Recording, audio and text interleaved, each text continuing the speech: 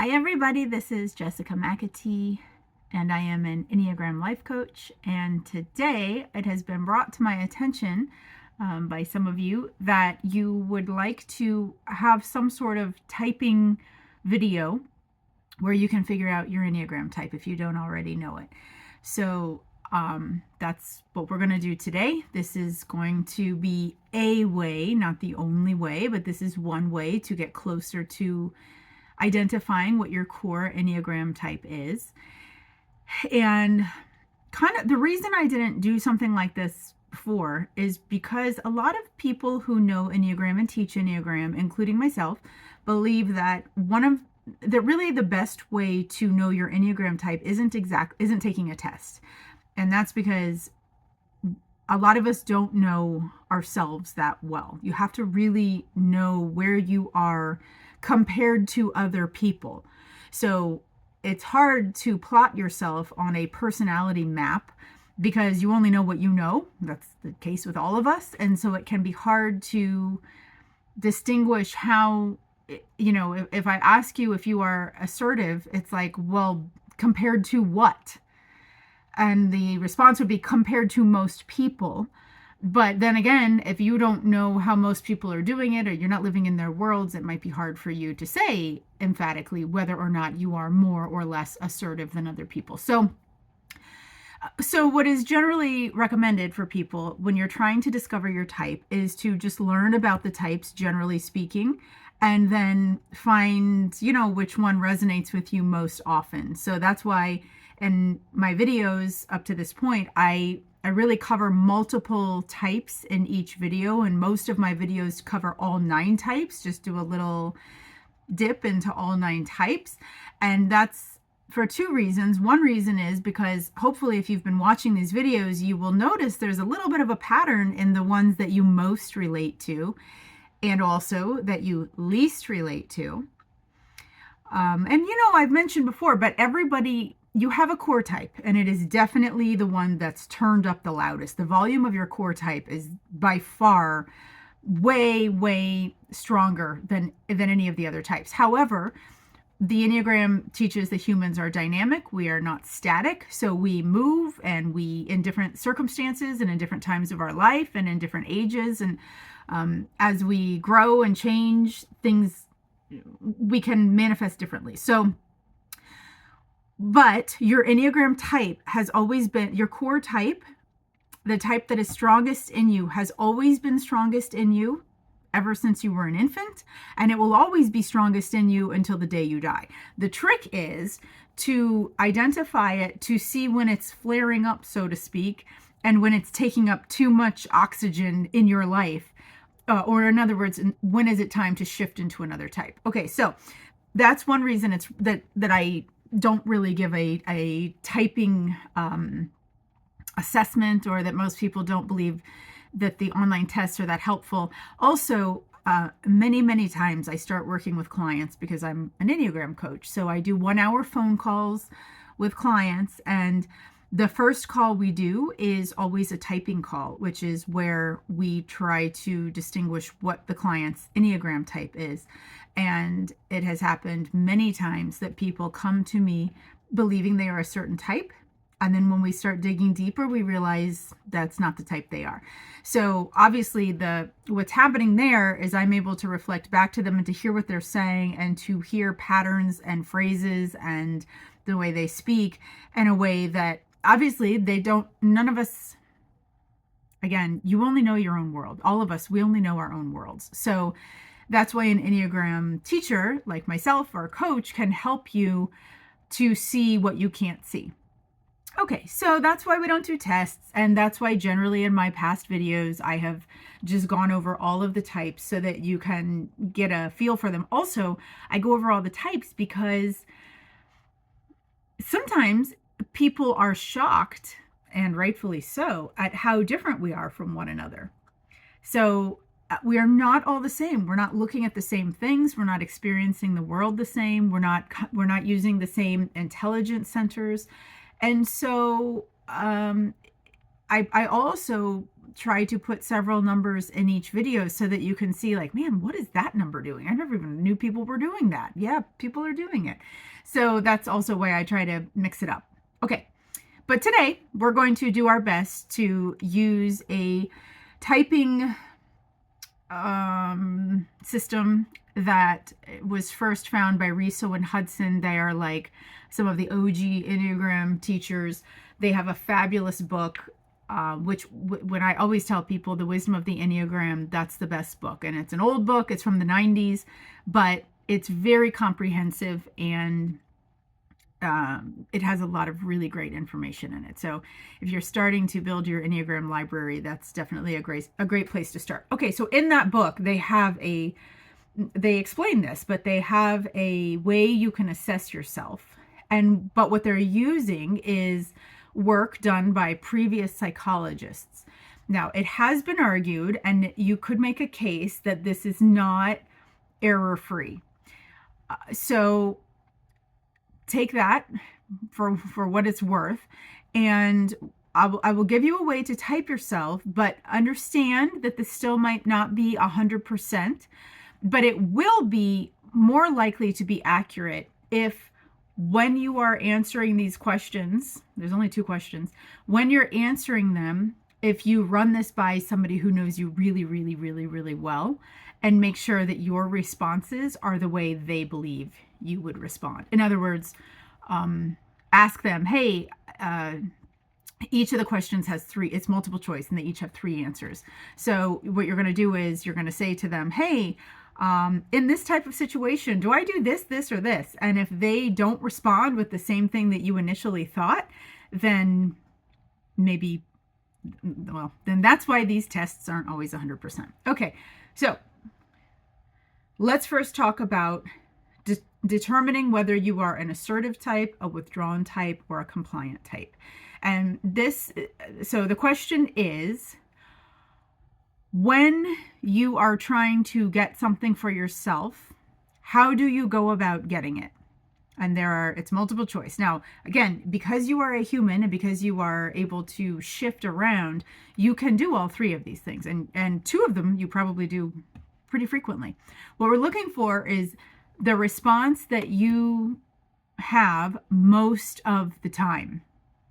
Some Enneagram types are very challenged in seeing an overall bird's eye view of themselves, and this is why this can be very difficult. But here's the question. When you are trying to get what you want, what do you do? Okay, the first answer is you go right after it. Like, I mean, you know your target, you know your goal, and you just broop right towards the goal. And I don't want, well, other people may think you're being rude. You would probably say that what's happening is you're just really focused on your goal. And because you're so focused on that goal, everything else falls aside. And if another person happens to be part of that everything else, then they might get the feeling that you are ignoring them or overlooking them or steamrolling them. And maybe you are. But the assertive types are not doing this because they're trying to be cruel to people. It's because they become very fixated on a dream or on a task or on something they're trying to achieve, and then they get locked onto that, and that's what they go after. But it can also be, so that's like I used like bigger picture scenarios, like a life dream, but it can also just be, I want a red shirt. Okay, well, I'm going to go out and buy a red shirt, right? It's very direct. Direct is a great word for these types. Okay, so those are called assertive types. And that's the first way to answer that question. Okay, the second way to answer that question, how do you get what you want, is withdrawn types. Now, the assertive types can be, the first types we talked about can be experienced by other people as very powerful, kind of strong, kind of maybe forceful, maybe determined, kind of steel-faced, maybe even heavy-handed type things. Okay, but this next way to respond, the withdrawn types, is quite gentle. It's quite gentle, and it's quite introspective. And when the withdrawn types consider what they want in life, it seems more constructive to them to withdraw away from people into a quiet place. And this can be in their own mind or in their own imagination or just in their, they have like this secret room that they can go to inside of themselves where it's calm and quiet and interesting and maybe a little bit fantastical. And imagine, like, their imagination can run wild in these places, but in these withdrawn, quiet places, the withdrawn types find solutions to how they're going to get what they want in the outside world. Okay, so they withdraw into themselves, and that informs them how to take the next step once they get out into the world. So these types, when they hit a difficult situation in life, or trying to make a big decision, or they're not gonna be running it by everybody. They're not gonna be going right at it like a train. They're not gonna go towards it. They're just gonna quietly, and quiet is a good word here. This is an exercise in introversion. This is a much more, that first response was an extroverted response, going out, going forward in the world. This is quiet. This is in the silent space of your own mind or your own fantasy world or your own emotions, sort of finding your way forward to get what you want. And that's withdrawn types. Okay, and then the third option is some people. Now this one can be a little, they're all subconscious, but this one can be a little harder for people to discern. But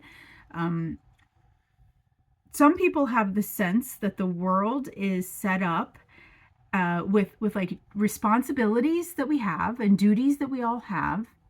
And the way to get what you want to these folks, it seems like if you stand guard and you do what's right and you help people and you serve others and you are a good team player and you're a good citizen and you're a good employee and you're a good friend, you're a good listener, and you're a good helper.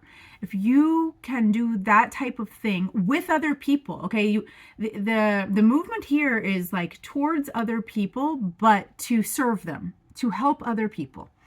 If and this is subconscious, but it feels to these types of people that if you just do your duty or do what is expected of you, they're called compliant types, but they're also sometimes called dutiful types. They are being compliant to the way they feel the rules of the world are. So they're rule followers. They're definitely rule followers. And they believe if you follow the rules, and if everyone else also follows the rules, that's an important part of this. If everyone follows the rules, and certainly if they follow the rules, then what they want will come to them. Like, it's just how the system works. It's a system that's perfectly put in place that if you do your duty and you do what's expected of you, then you will get what you want in return. And those are called compliant types or dutiful types. Okay, so that was question number one. So the question is, when you want something, do you go after it like a steam engine and you just, full force, right after it, full focus? Or do you quietly withdraw into a calm space where you can kind of regroup and decide the next step forward? Or do you stay dutiful to your task and show up day after day, reliable, somebody who's dependable and reliable and always there for other people, and that's sort of your maybe the price you pay to get what you want? You show up as a good citizen and life will reward you. That's the first question. And those are called Hornevian groups, named after the psychologist who first discovered that humans react or respond in one of three ways to get what they want.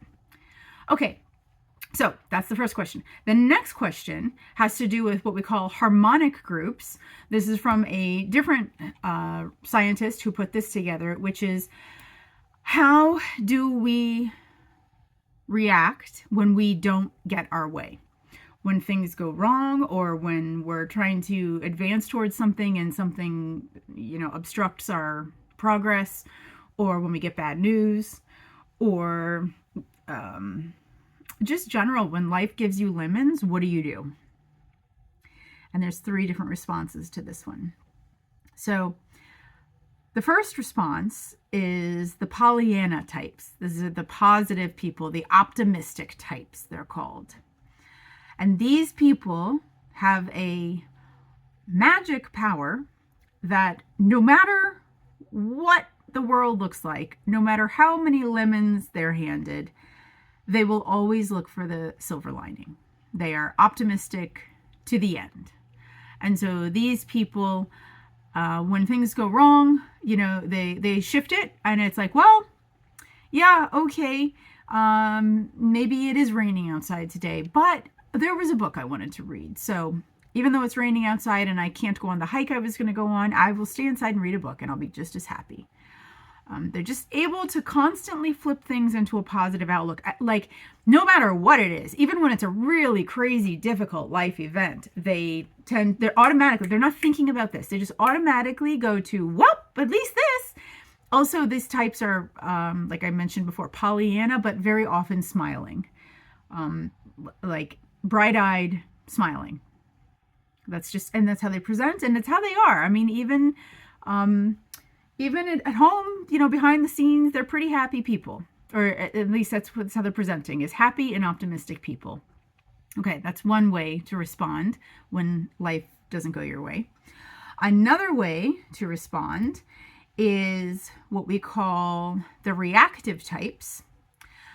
And these types when they have big feelings, everybody in the room is going to know they have big feelings. Like, it's not a secret. So anger can be very loudly expressed. When they're not happy, you're going to know about it. And even if you're not the cause of why they're not happy, when they're upset, it just emanates from them that they're upset. Also, these reactive types, tend not to trust people. More than any other of the types, these people really struggle to trust people. And they will say they have their reasons, like they will give you reasons. Well, of course I don't trust people because blah, blah, blah, blah, blah. But at the end of the day, the end result is they have a hard time trusting people, even people who've been in relationship with them for a long time, and even people who have good intentions towards them. It's hard for them to trust. And these types,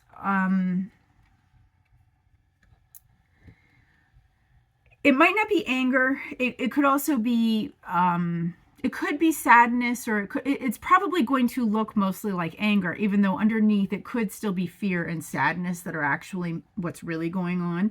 But their reactions are going to be big. And maybe some of them might show sadness, but again, what's happened, the question is, when life hands you lemons, what happens? And if the response is, oh, everybody knows it, everybody knows that I'm upset, then that's a reactive type. Okay, and then the third harmonic type are types that when life hands them lemons, they aim to stay very composed, not be overly happy or, inappropriately optimistic, but also not let their emotions get the best of them. And they're trying to specifically solve the issue. Whatever the challenge is that has arisen, they want to put all emotions aside. And they're also sometimes called the competent types. They are looking to competently and effectively and quickly, not messy, but in a efficient, that's a better word maybe than quick, efficiently get to the bottom of this and do whatever needs to be done for this situation to turn around, if something can be done. So these are the competency types. They want to be objective. They're really looking to be efficient and to solve problems. Solving problems there is a central part of this.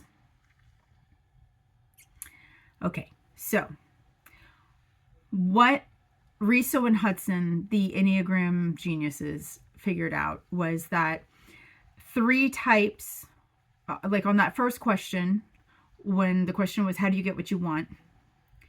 There are 3 types in each of those categories: 3 assertive types, 3 withdrawn types, 3 dutiful types. And when we move over into the other question, how do you respond when life gives you lemons? There are 3 types that are optimistic types, there are 3 types that are reactive, and 3 types that are competent. And so if you are able to correctly identify which group you come under in the first question and in the second question, that will provide you with your Enneagram type. Now, notice I said if, but remember, a way to check yourself is to have your partner or your best friend or one of your parents or one of your siblings or one of your kids run it by them to see if they agree with your answers. So, okay, here's the deciphering code. The assertive types are 3, 7, and 8. The withdrawn types are 4, 5, and 9. The dutiful types are 1, 2, and 6. That was for question 1. For question 2, the optimistic types are 7, 2, and 9. The reactive types are 4, 6, and 8. And the competent types are 1, 3, and 5. So when you choose your 2 answers, there will only be one number that shows up in both of those, and that's your number. Okay, so may the force be with you as you determine your Enneagram type using the Hornevian groups and the harmonic groups. And I would say now, maybe if you didn't know your type, and now that can give you a direction to at least start with, you can go back and watch videos based on the type that you just landed on and see if it resonates, if it's working for you. If you are enjoying this channel, please like it or share it. Please comment in the bottom of the boxes, whether or not you're finding this helpful, anything you're learning about yourself, any questions you have, any videos you want me to make in the future. This one was made by somebody responding to me and asking to make a typing video. And this is just a shameless plug. I work as an Enneagram coach. I do phone calls with people, and I'm not a therapist, and this is not therapy. I'm a coach.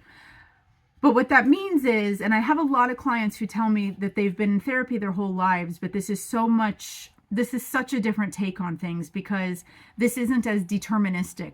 There is a time and a place to look back on our past and to relive our trauma and our pains and what brought us to where we are today and that type of thing. There's definitely a place for that, and that's not what I provide.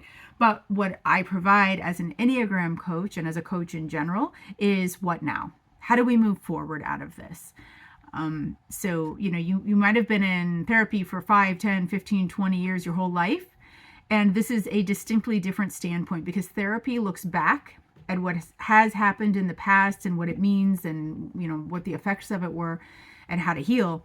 But coaching, and specifically Enneagram coaching, is moving forward. Who are you at your core? What are your gifts? What is the way that you make the world an absolutely better place? How do you let your light shine despite all of the things that had happened to you in your past? Okay, thanks for watching. I'll see you in the next video.